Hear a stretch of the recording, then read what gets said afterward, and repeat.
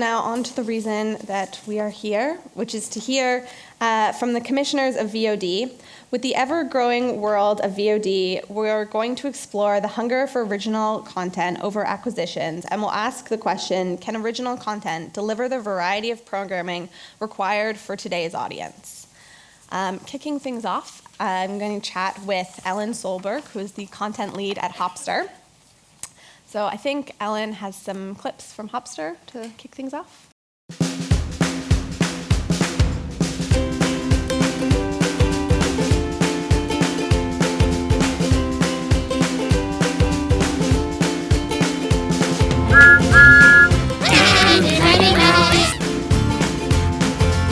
Play Alphabet Hotel.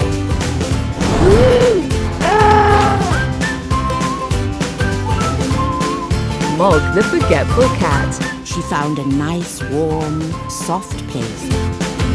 Dinosaurs, dinosaurs, a round of applause for the dinosaurs. So to start things off, why don't you tell us a bit about you and your role at Hopster? Yeah, sure. So I look after the content at Hopster, and so mainly this is acquisition of content, but it's also the production of original shows. So I make sure that the content is on brand and that it fits into our curriculum, which was designed by educational consultants and pulls in curriculums from around the world. So what's new with Hopster at the moment? Well, there's always lots going on. Sorry. There's always lots going on at Hopster. But some of the main stuff is that we've signed some new deals with telecos, and so Hopster is now available on JibTel and also on TalkTalk, which I believe is launching today or this week sometime. We're also dubbing into Romanian, which is exciting. We are working on some original content, working on 3 new shows this year. Also releasing books into our global app, because right now they're just in the UK. And yeah, that's pretty much it. Okay. Before we get into some of your original productions that you guys have just been doing some announcements for, let's look a little bit at your acquisitions. Are there any acquisitions that have worked particularly well, and why do you think that is? So most of our content is acquired content, since we're very new to producing our own stuff, and a lot of it does really well. There's the content that you would expect to do well, like the the bigger names like Ben and Holly and Super Y and Fireman Sam, and I think these do so well because they are great shows, but it also helps that parents recognize the brands and can help steer their kids towards them or help their kids discover them. We also have a bunch of shows that are not as recognized and that you probably wouldn't expect to do as well, but that have great viewing figures on Hopster. This is often shorter form content with varied lengths and can be independent production content, and also shows from YouTube. But they do great on Hopster, and music as well is a big one. Okay. Yeah. And then you have some new original productions. The Saturday Club was a new one that just came out a couple weeks ago. So looking at original content, what do original content bring to Hopster, this new program that you have? So yeah, it's still quite a new thing for us. We've only produced 3 shows so far last year, and then we're working on 3 new this year. But I already think it's a great direction to go in.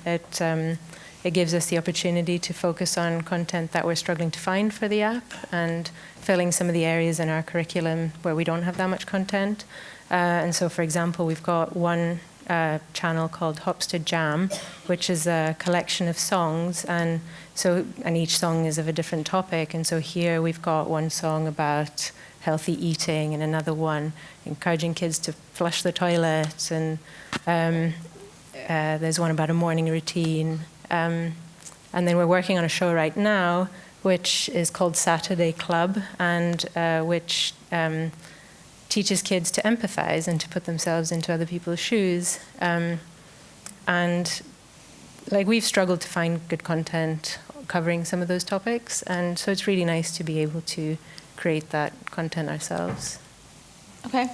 As you said, you have a lot of new stuff, but looking to the future, where do you see acquisitions and original programs going for Hopster in the future? So we're working on 3 shows right now. We've got Saturday Club that I mentioned. We've also got a second season of 2 Minute Tales, which we produced last year and has done really well for us on Hopster. And so, yeah, we're making 10 more episodes of that. And we've got another music show, which is just about being bored and that's okay, and that you can come up with things, you can be creative, you don't necessarily need phones, or and they're really funny. But sort of for the next couple of years, we're probably going to continue to look at smaller productions. We still have a smaller budget, but compared to last year, we've had a slightly bigger budget, so so it's hopefully moving in that direction. And on acquisitions, we're going to continue to look for shows, yeah. Okay. Yeah. So then what do you have planned for 2019, 2020? So we've got, we try to refresh the app with at least 2 bits of content each month. We've got a few different types of content. So we've got our shows and music, and then books and games as well. But what that looks like in terms of shows and music and acquisitions is probably about 15-ish shows. And on the original content side, we're probably going to do another 3 or 4 next year, like projects, and hopefully a little bit more the year after that. Okay. Now, to fill those gaps, what types of programs are you looking for? So what we're struggling to find for our curriculum are things like body and mind, healthy body and mind, and so being active and healthy eating, also understanding emotions and mental health. There's also safety and the environment. I'd love to find a good show about taking care of the planet. Finance, actually, like teaching kids what that is and what the concept of money. Just more content on diversity. Yeah. Okay. Now, if someone has an idea that kind of fits in this of what you're looking for or wants to pitch something to you, what's the best way to get in contact with you? So they can email content@hopster.tv, and that will come to me. Okay. Yeah.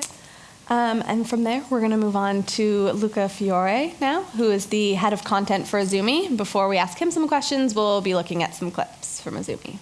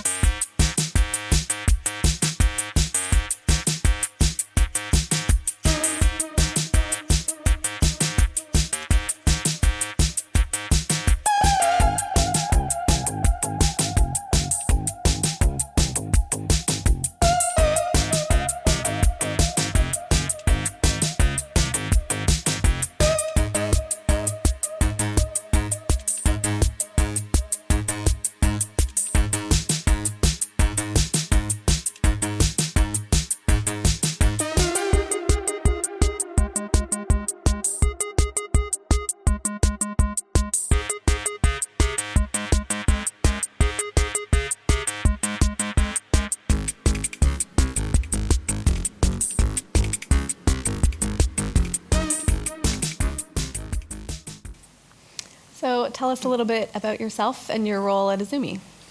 So, show of hands, how many people like to play video games? How many people like to watch kid shows? That's my job. That's pretty much what I do most days, but joking aside, I pretty much look after the acquisitions of mostly video, the general operations and curation of all the content, and I support production whenever we have commissions that we put out there. Okay. Yep. So then what's happening? What's new with Azumi? Yeah, so probably the most exciting thing at the moment is that we just signed a partnership with Tomorrow Street, which is Vodafone's accelerator program. So that's trying to get us into new territories worldwide. They have a network of about 70 territories and subsidiaries around the globe. So, we're very excited about that as we try to roll out our product, all over the place. Okay. Yeah. In terms of content, let's talk a little bit about acquisitions first. So are there any acquisitions that have worked particularly well for you, and why do you think that is? So the interesting thing about us, actually, like all the products up here, is we are a mixed media product. And when we started out, we were very video heavy. As we've evolved, it's actually games have done really, really well for us and have sort of taken over a part of the product that we didn't expect. As a result, we're trying to improve the game's experience in the service, but also the product around that. So video is still a big part of what we do because of the partnerships we have with telcos and other providers. But the interesting thing is games have probably surpassed video in that respect as far as getting content. So, we mostly acquire content, but as far as originals on the video side, the ones that we have commissioned, like Search It Up and Marvelous Makes, have done really well. They're both short form. One is kind of animated, one's a mix. Search It Up did really well because it sort of hit our values as far as we wanted content that we thought would support digital literacy and teaching kids about online safety, because we thought there was a gap in the market there, and that's been one of our most watched shows on the service. Marvelous Makes, which is more arts and crafts and kind of immerses kids in a creative world, has also been super popular as a short form piece up until now. So when we do look at video commissions, it tends to be short form. Game side, again, mostly acquisition, but we are looking to commission the production of original games because we have about a slate of 10, and those have been with our own branded characters, and they just, we can kind of dictate the quality there and the sort of experience we want. Okay, so that's what you're working on right now, but looking into the future, where do you see Azumi heading with acquisitions and original programs? Yeah, so we want to, as far as acquisitions, we're going to continue to acquire content that fits what we're about, fits our values, and is obviously doable and within our budget, like everybody else. But on the acquisition side, I'd say, we're looking at games that are a bit higher quality than the usual HTML5 content that's out there, and also offers a multi-layered experience, which is harder to find. On the video side, we have a slate of concepts and productions that we're interested in getting off the ground, but the main thing for us is we need to find the right partnerships and financing to do that. So for 2019, 2020, what are your planned hours then? We would love to, if possible, bring out 2 to 3 new shows, 2 to 3 new original shows of our own, and possibly 10 to 20 commission games. And as far as acquisitions, it's currently what we're on is probably about 300 to 400 new hours this year. Okay, it's a lot of things that you'll be looking for. So what type of programming to fit those things are you looking for? I think the main thing is engagement for us. So as much as we like to have a nice mix of content that will please parents and kids, engagement's number one. So it needs to be fun. We would love for it to have some contemporary learning value, but we don't want it to be overly didactic. We don't want it to be judgmental. It has to sort of fit, what the values of the product and also of what our audience and what our users are expecting. So I'm not getting into a lot of detail there necessarily, but the truth is that I look at everything, and if we think it's a good fit and sort of aligns or, cross-fits all of the things we're looking for as far as creativity and kind of getting into contemporary learning, then we'll go for it. So if someone thinks they have the perfect thing for Azumi, where should they contact you? Luca.fiore@azumi.com. I would give out my cell number right now, but it's a bit, I need to get to know you guys first. But yeah, anytime. Door's always open. Come in for a meeting. We're based in Old Street, and I'm always open for a chat. So. Okay, very good. So we're going to move on now to Lucy Murphy, who's the head of content for Sky. Yes, hi everyone. So I look after the kids content at Sky in the UK and Ireland.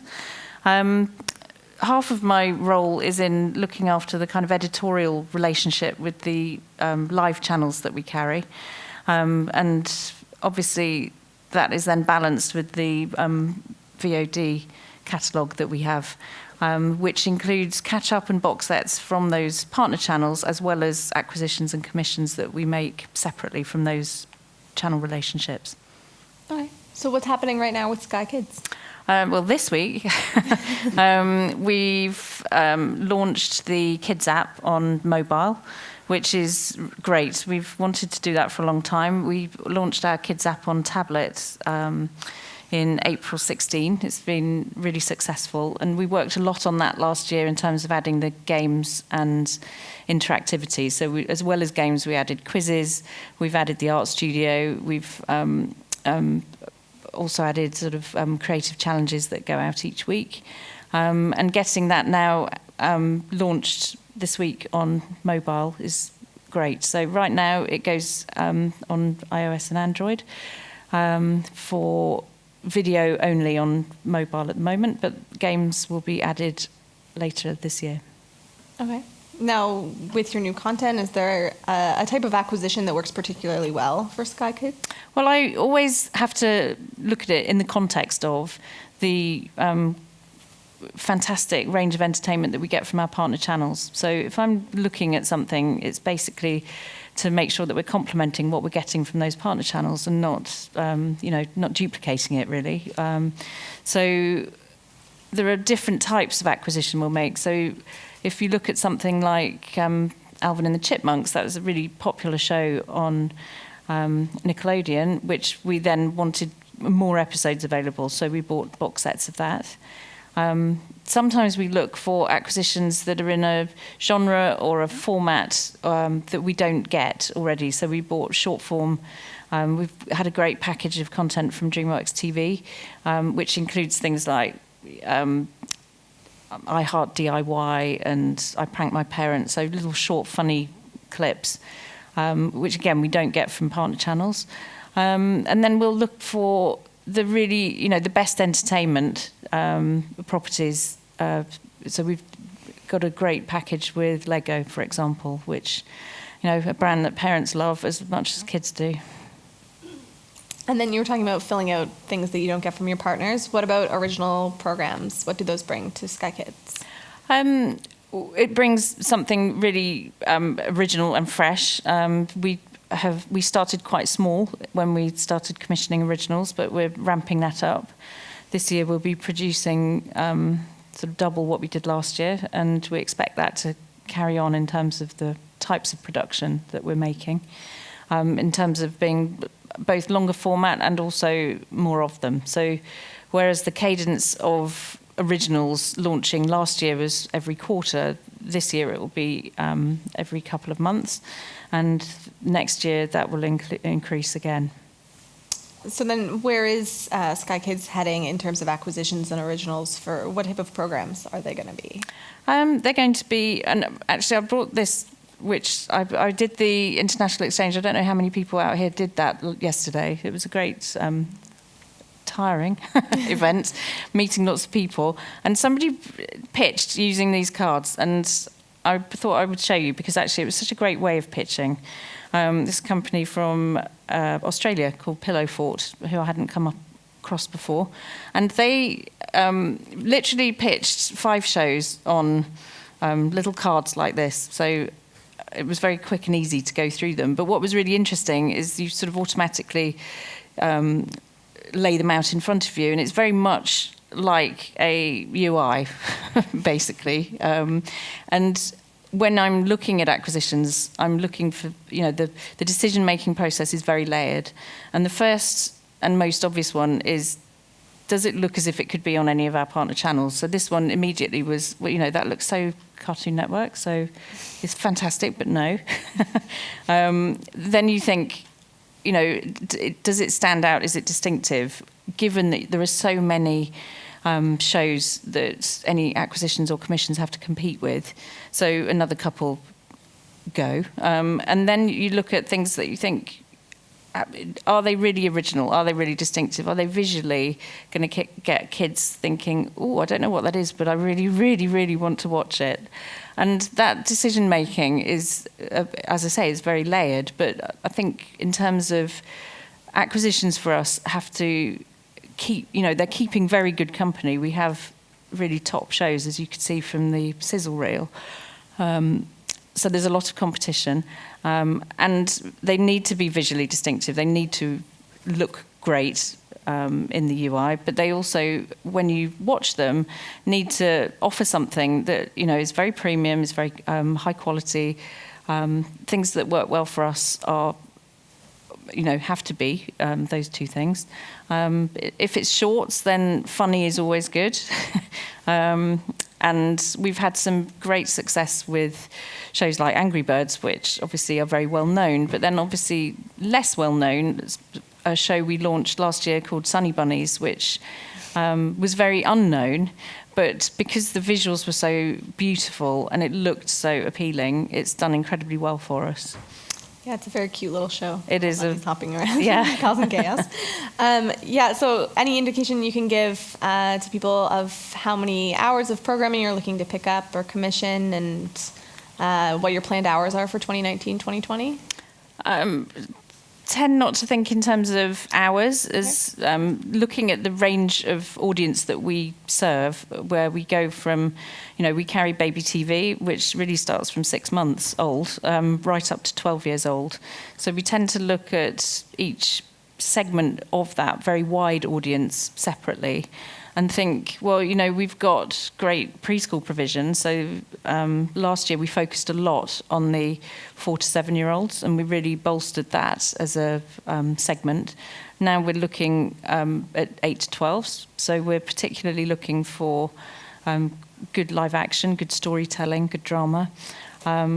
Music is always going to be very popular.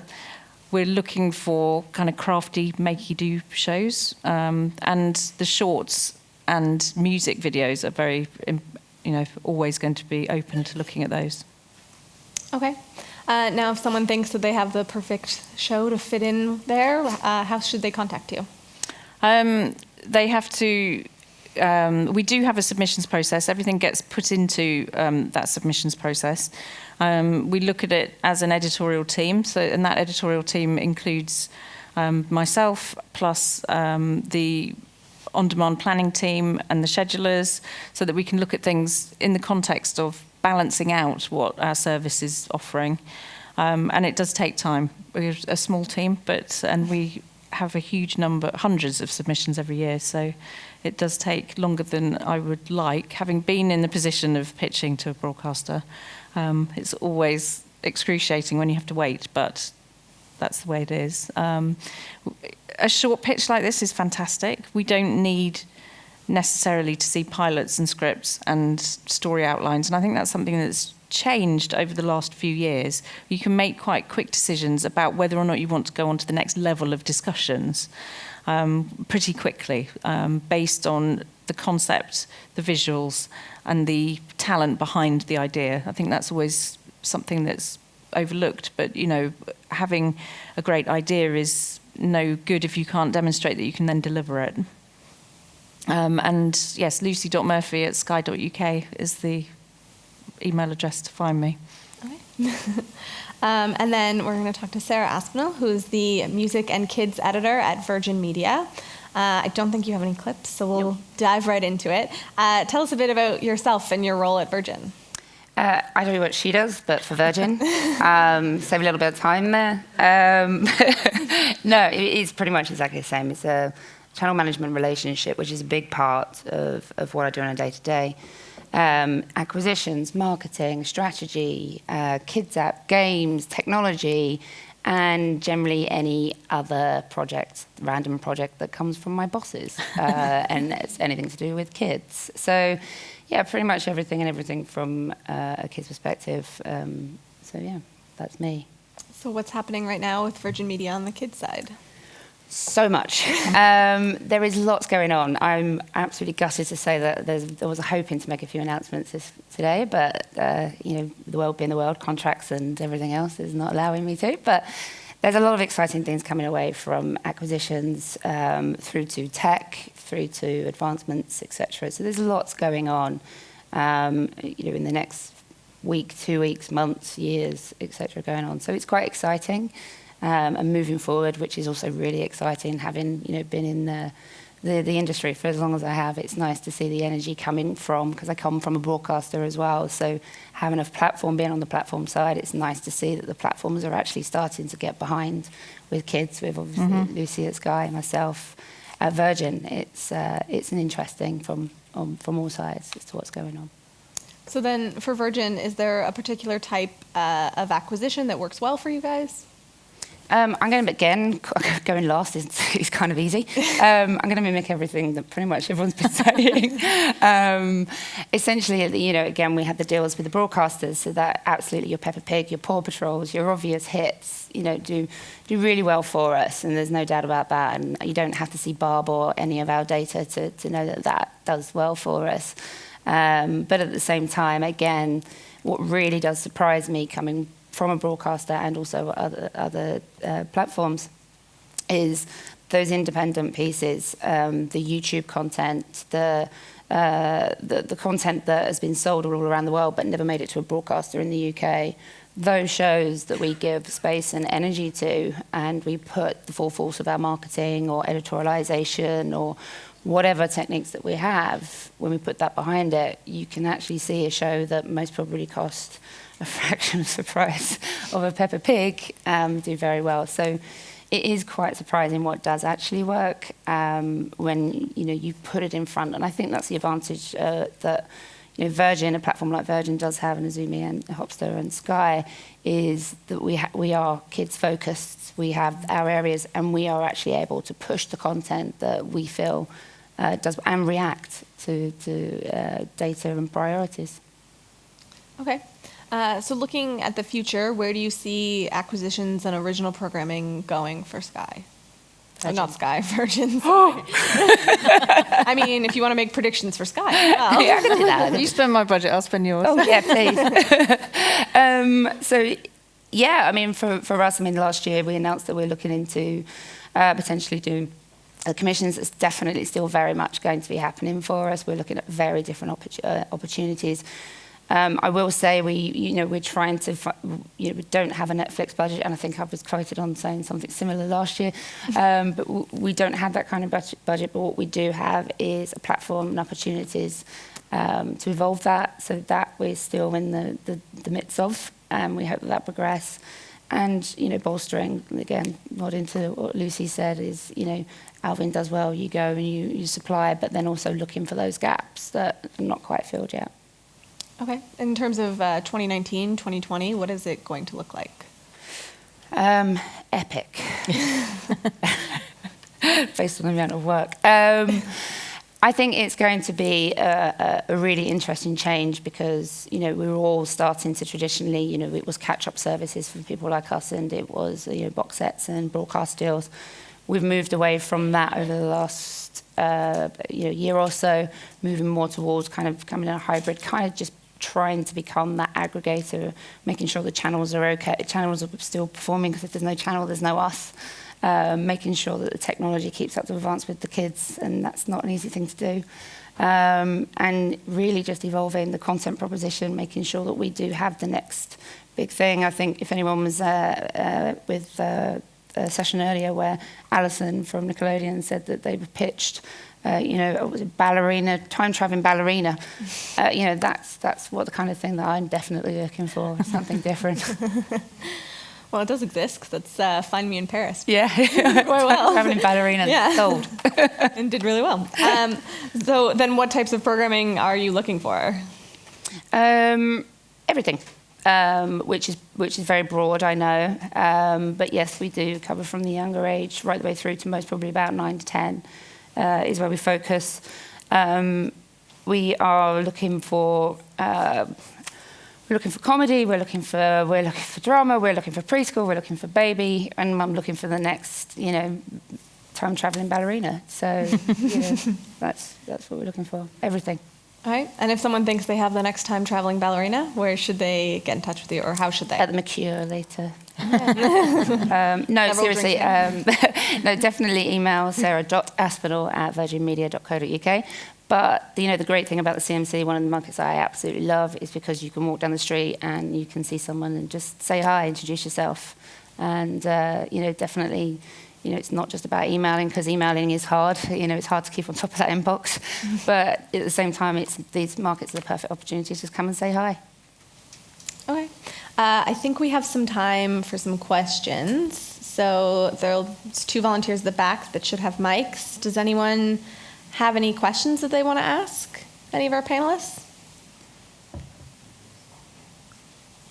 I think there's some in the front here.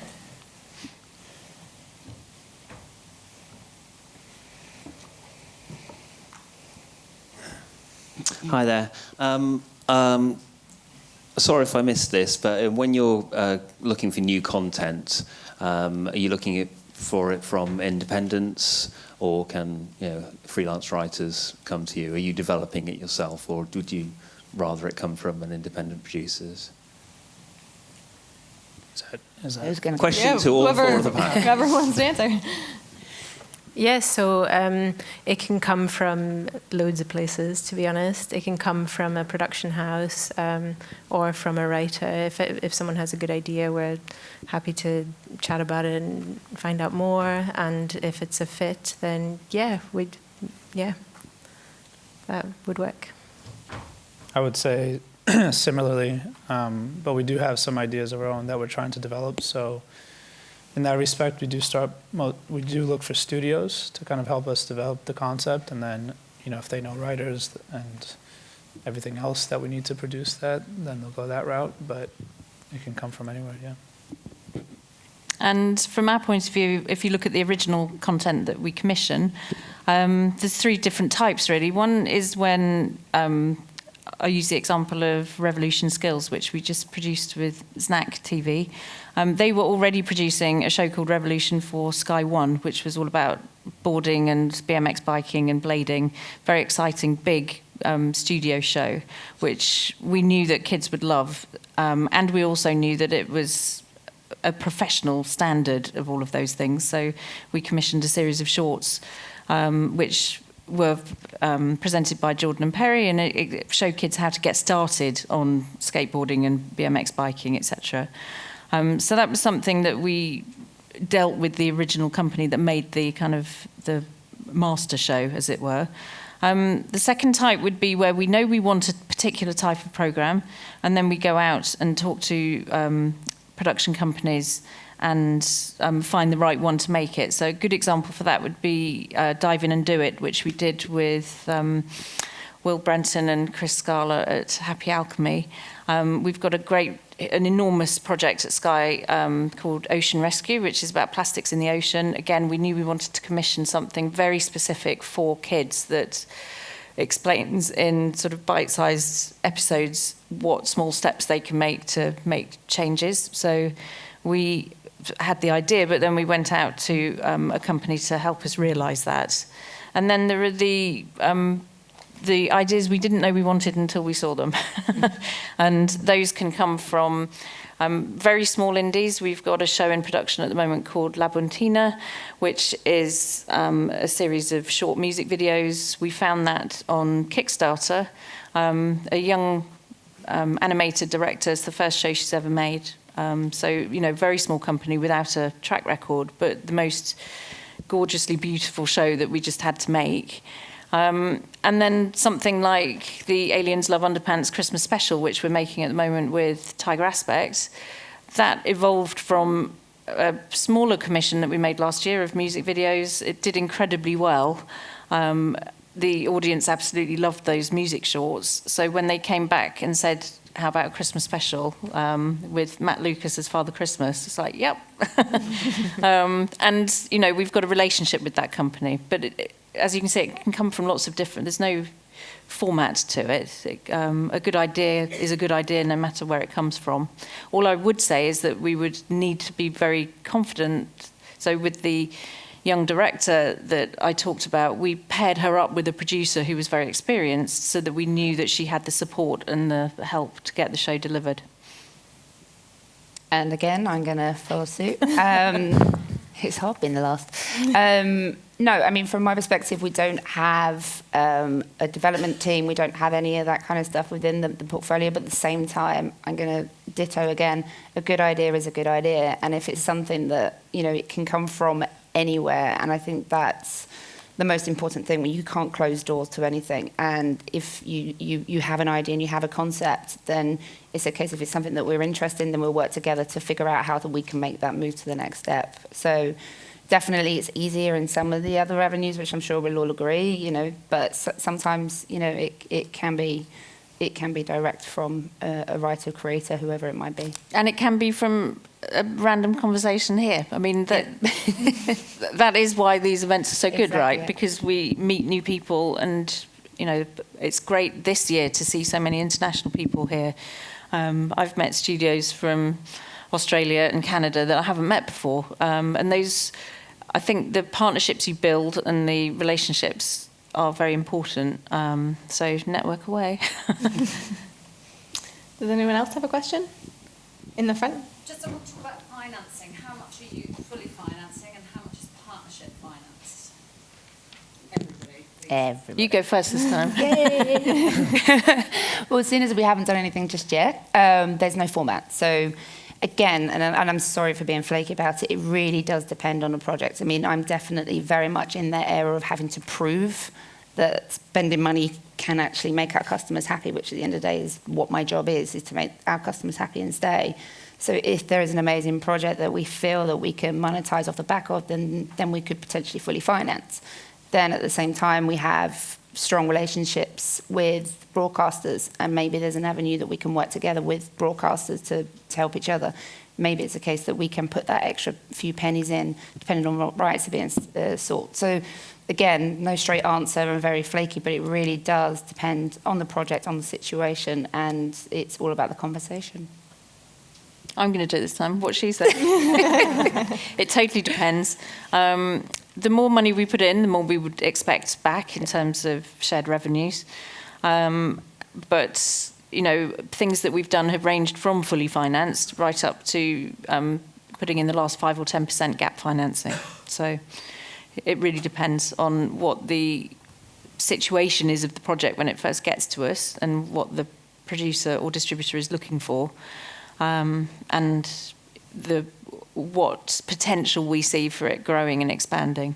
And actually, if I look at some of the, the little music shorts that we've made, we did fully finance those because they wouldn't have got the rest of the financing otherwise. And because they were short, it wasn't a, multi-million budget. So every flavour, basically, of deal. I'd say for us, while we do have some budget for commissions, it really does come down to small projects. So, you can kind of figure out what those budgets might be like. But as far as financing, we try to support. If it's a project that we really want, we try to support as much as we can, and then look for financing in as many possible places as we can. It could be grant funding. It could be, it could be co-production partners, et cetera.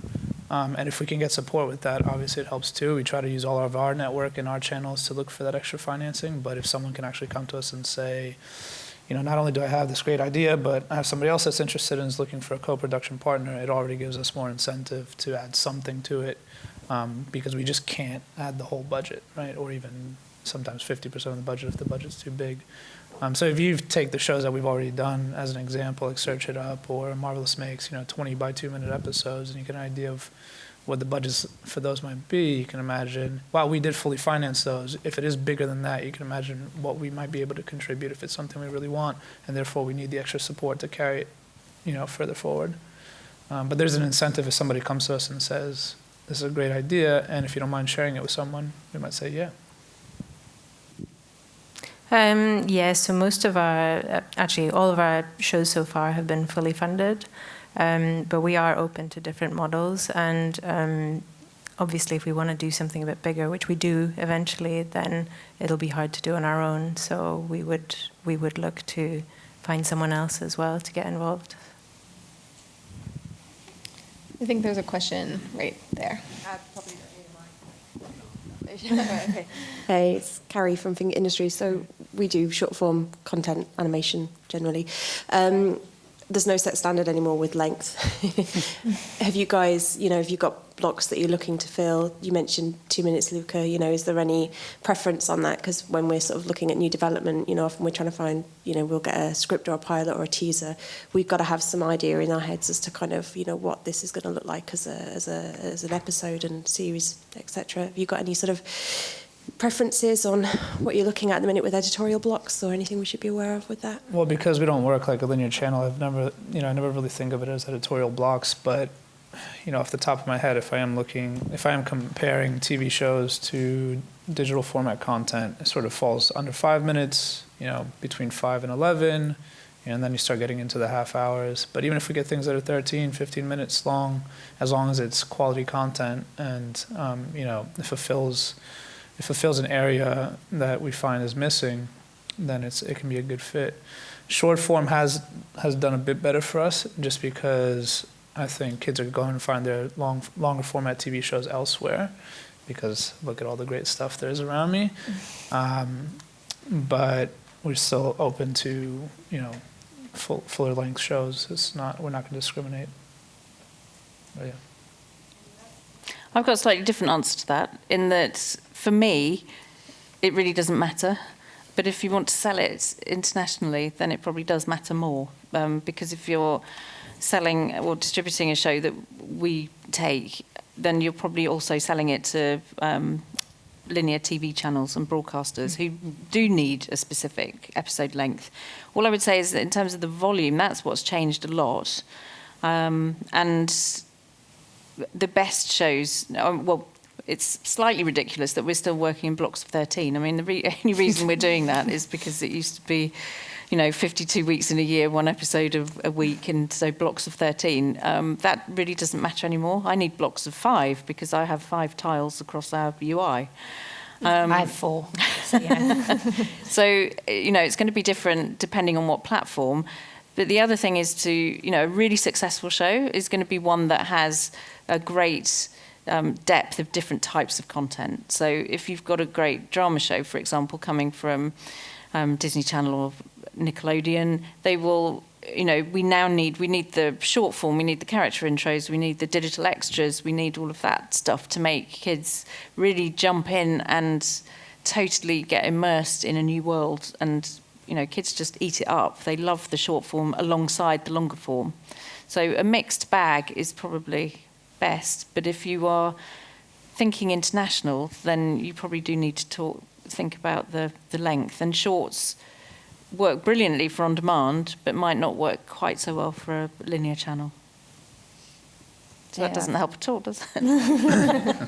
I think, I again ditto everything. But I think for me, it's not 2 minutes that is the minimum, without a doubt, 2 minutes. And as long as your story arcs or whatever your point is that you're trying to get across is construct, this stuff you already know. But I think for me, it's a volume when it comes to the shorter episodes. So, launching with 3 episodes of 2 minutes, you're not going to get the traction and the stickiness. So for me, it's less about the duration when it comes to the shorter digital content, than it is about the length of the actual asset. So it's more about, I'm not saying 150 of them, but you definitely need that consumption of a minimum of 10 for a kid to get stuck into. And then if it does get stuck into, be ready to get going again very quickly. Exactly, the pipeline. I think if you come up with something that gets a short order, you need to be thinking if it hits, then that request for volume is really going to come quickly. You also might make a conscious choice not to go for linear channels, right? Yeah. So if it's just not part of your strategy, then and you're just going for VOD, then you also factor that into the costs and everything else, and that's what there's incentive as well not to go for linear. Are there any other questions? I think there's one, the same row. Hi, this is Stuart from Pillow Fort. Thanks, Lucy, for the shout out. Good plug. My question is actually for Luca. Yep. Going back to your games, how you mentioned talking about the games, a couple of questions. With the games, are they usually like standalone, not tied to any other IP outside the game itself, or are they sort of do you like to cross promote to your other video content as well? And also, what do you classify as a multi-layered game? Because you said that they were hard to find, but I don't really know what that is. So on the first question, I would say that one of my biggest gripes when I go for acquisitions of video is then chasing down the web or HTML5 games that are connected to that IP. Seems like the most difficult thing in the world, because a lot of providers have distribution of the TV show or of the digital show in general, and then they have no idea where the game is. Either that, or they're licensing out the IP rights to other studios or to channels to go and develop the games themselves. So we would like to have more cross-promotion between video and games. It's just been really difficult. In addition, most of the games that we acquire are for global licenses, and a lot of providers are still working on the antiquated model of just giving you a small territory for a game, and that's just massively frustrating because everything else I have is global. And the thing about games is also every time there's an operating system change, it throws the code of the game out. Yeah. Unlike a piece of video content that sits on your platform in a lovely stable way and never changes. Games do, and that's really difficult for distributors and producers, large and small, to keep pace with all of that technological change. I mean, you must find the same thing. It is. Integration is always a technical hurdle, but I would start saying to producers and studios to really consider more production of games, because if you really think you have a great brand and you think it's something that you're going to create multiple seasons of or multiple versions of a series, you have those gaps in between season 1 and season 2 where you have to keep the brand fresh in people's mind. In the same way, movies are always searching for, what do you do between X-Men 35 and X-Men 36? Games are a great way, especially with kids in the kid space, to sort of keep that brand fresh. And the thing about it, even the way casual and instant games are right now, or web games, the longevity of them, even though the technology is changing, doesn't tend to be more than 2 years, maybe less. So as far as answering the multi-layered game question, there are a lot of instant casual games that are just very one-dimensional or 3 levels. We find games that have power-ups or have other kinds of reward systems or all kinds of incentives to get a kid back. Not that we want them to be addicted, because that's awful, right? Because we're not addicted to all of our devices at all. Things that have a bit of stickiness is what I consider a more multi-layered game. And there are simple ways of doing that in a game mechanic that don't have to be super complicated, but are quite effective. Thank you. Did anyone else want to answer about games? I know Hopster has quite a few games. Alan, did you want to comment on that at all? Yeah, I mean, games are great for us. They're about half of our users use our games about as much as they view our video content. And so, the only problem we have with games is that because of the way they're designed, it's hard for us to bring in games from outside, and so we have to create them in-house. We have half-branded games from our partner channels. Who knew that SpongeBob Chess could be so so compelling? But I'm very glad that it is. I've played that, actually. It's very good, isn't it?